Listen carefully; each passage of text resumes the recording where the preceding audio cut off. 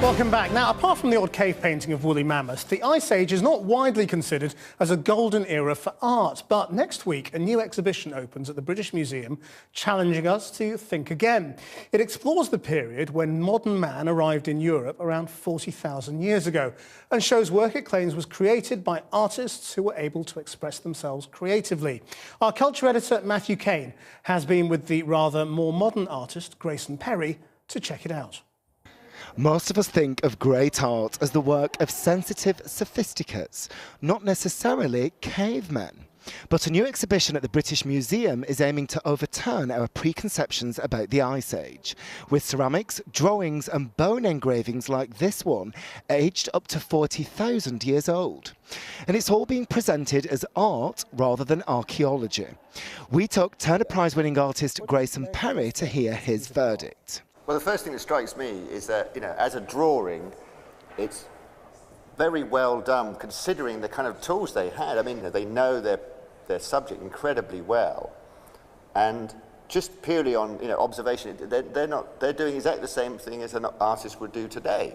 Saying that, in view of the fact that art means something different to us now in this modern world, is it valid to present this to modern audiences as art, when we understand art as self-expression and it's meant to provoke thought and emotionally move us and all these different things? Well, I think this ghettoised kind of art academics often describe things like this and outsider art as not being art. How can you not like, can you not be moved, how not can you get an immense aesthetic thrill looking at artefacts that are made up to 40,000 years ago? How can you not like it? What is art to you then? Well, post-Duchamp, you can say anything is art. The big question is always, is it any good? How do you make that decision when you look at a piece of art? Well, it's a recipe of what makes something beautiful. Age, like I say, is one of the things that these have it in spades. But there's also delicacy, precision, pattern. The exhibition also includes some of the earliest examples of sculpture, such as these abstracted figures of the female form found across Europe. They've started to kind of have an idea or conceptualise an essence of what a person was or what nature was. And maybe they did not feel the difference between them and nature as much as we do. The fact that these are shown next to modern pieces, do you think that proves that there's almost a biological urge within human beings to create art?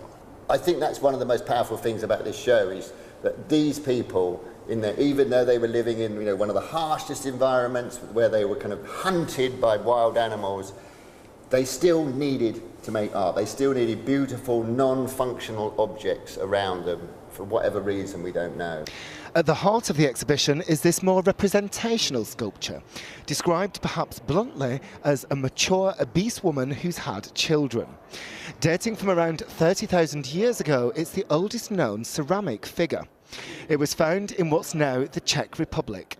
I'm pretty moved by it, really, and it's obviously been made by someone who's made a lot of these. It's not a beginner. It's not a beginner that's made it. It's someone very skillful who knows exactly what they're doing. And to get something to survive in the primitive kilns that they had in those days, that took a lot of skill. That, for me, tells me that there was some sort of, that there was a sort of meaning, a cultural meaning to this object. Does it matter to you that 30,000 years later we don't know what that cultural meaning is? No, because what's brilliant about this art in this exhibition is it's speaking wordlessly to us.